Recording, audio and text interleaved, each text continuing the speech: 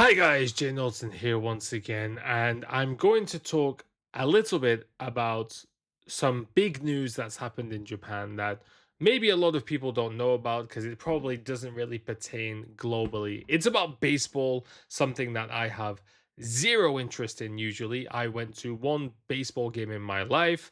It was the most boring couple of hours I think I've ever experienced. I get incredibly bored every anytime I see it on TV.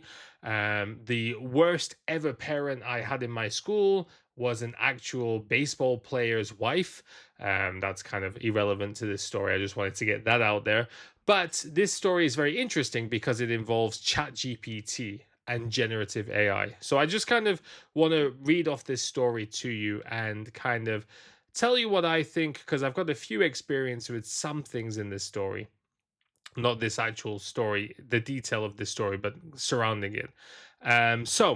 It involves the baseball team, the Yomiuri Giants. I believe that's the team, yeah, which are basically one of the biggest teams in Japan, the most famous kind of like brands and stuff like that. And it involves the first team manager, who's called Shinosuke Abe, who apparently is also a very legendary baseball player. I wouldn't know. But what happened was they were at home and he had a few drinks. I believe they used the word drunk. And his two daughters, I believe 18 and 15, began fighting. And because they were fighting, he tried to get in the middle, telling them to be quiet and shut up. And the 18-year-old kind of bit back, kind of like pushed back, which led him to grabbing her by the collar and shoving her on the ground.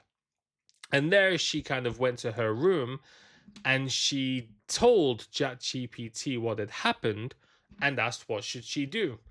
And ChatGPT recommended that she call the child welfare. It's called like the oh god, what the Jido Sodanjo. It's kind of like the child consultation center, child welfare consultation center. And they called the police, and the police came and arrested him in front of his family, and which led him to losing his job as the manager of the Giants. And apparently, he's very famous, he's very well respected, and people are in disbelief. And a lot of people are calling for him to be reinstated. Now, this story, I think every single step of this story went wrong in basically every opportunity. First of all, don't try and solve problems when you're drunk. It's You're never gonna be as level-headed as you think you are, and you're much more susceptible to emotional outbursts. Um, this is probably a very big given, but don't put your hands on your family. Number three, be very careful about telling and asking advice from generative AI, especially ChatGPT, because ChatGPT, I don't know if it still is now, but it's very well known to be on your side. It's there to kind of cushion how you feel and lean into what you're doing. And the reason I know this is because sometimes my wife will ask ChatGPT what it thinks about an argument we've had. And I always tell her there's no point doing that because it's just going to be on your side and try to sympathize and empathize with you. It's not going to logically talk about the real situation because it doesn't know me, it doesn't know you, so stop it. And apparently, this is a big thing in Japan where, as apparently, especially women are using ChatGPT to discuss their problems. And maybe this is a big cultural thing where people aren't very good at talking to each other and they are kind of moving that into AI instead. And in this case, it didn't work. Now, what I am surprised about is that the Jiro Sodanjo, the Child Welfare Consultation Center, I'm surprised that they called the police. The reason why I'm surprised they called the police, and this is the reason maybe, and this is the part where I think I have, a bit of experience in this story, is because when I was the principal of the international school, there are times where I did need to call the Jiro Sodanjo about potential child abuse, potential parents who need help, situations that have come up. an attempted kidnapping of one of the students by her own separated father. And every single time that I consulted with the Jido Sodanjo, they did nothing. They did absolutely nothing. Their answer would always be, "Yozu mite mashi nanika arimashitara mata renraku kudasai," which basically means, keep an eye on it. If something happens again, please let us know. Which basically means we're not going to do anything, because next time you call them, they're just going to say again, let us know again if something else happens. And I would get into actual arguments. Well, they would just try and, like, avoid it. But especially in the case where one of the parents tried to kidnap their kids. And that sounds weird, but of course, when parents are separated, you can't just pull your kid out of school if you haven't got the right to take care of them. They just wouldn't do anything.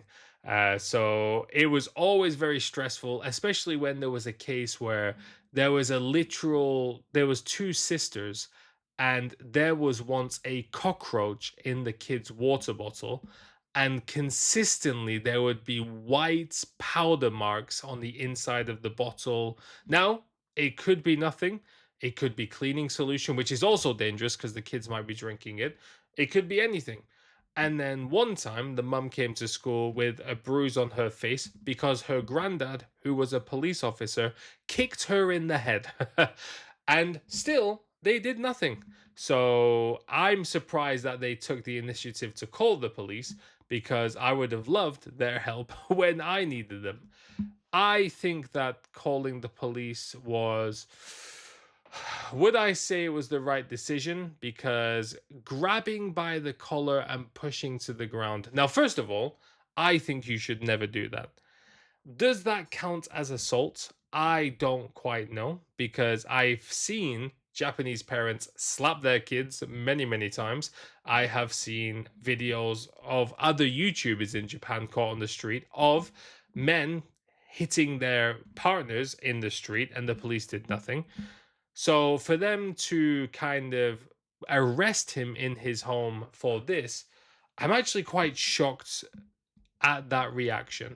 Now, of course, I do not condone putting your hands on anybody. And this is part of the video where I could go on forever and ever. Because there are a lot of reactions from Japanese people to say, well, maybe if he hit his kid more, she wouldn't be talking back to him.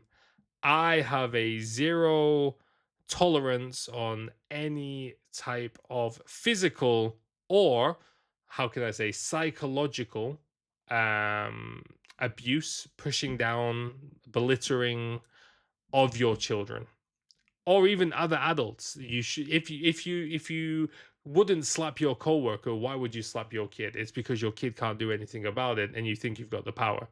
I believe there's zero tolerance. If you think the answer to your kid's attitude is to slap them, it means you are a terrible communicator, you have zero patience, and you have too much pride. Your pride immediately took over and you thought you needed to slap your kid.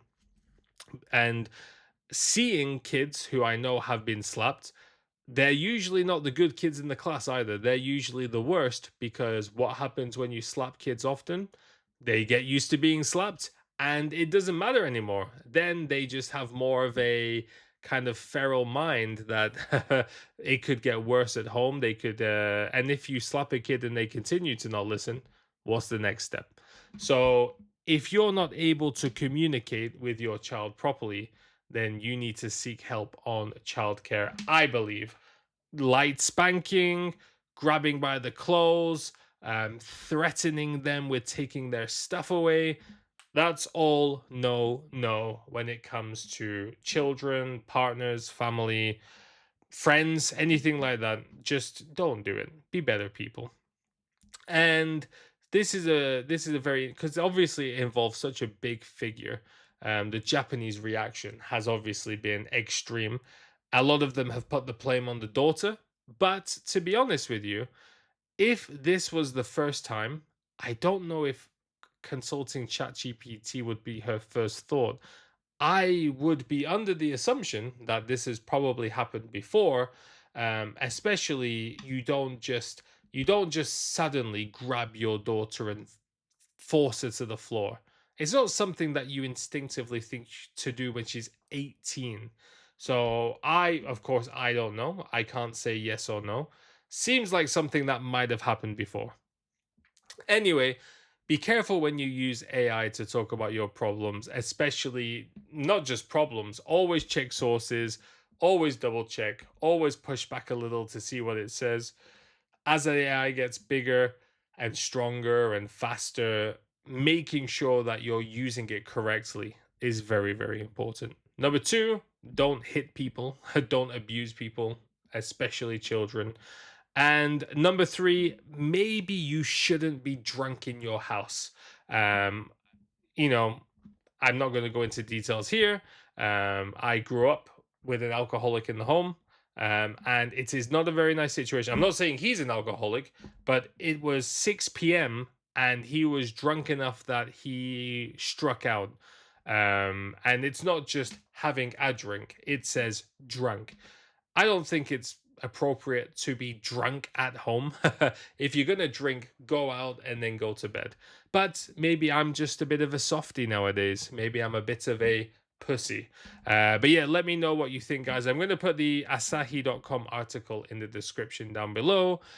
Thank you all for watching. And as a disclaimer, the picture of me with Shinosuke Abe in my thumbnail is, of course, made by AI. So, just so you know. Thanks all for watching, and I'll see you all next time.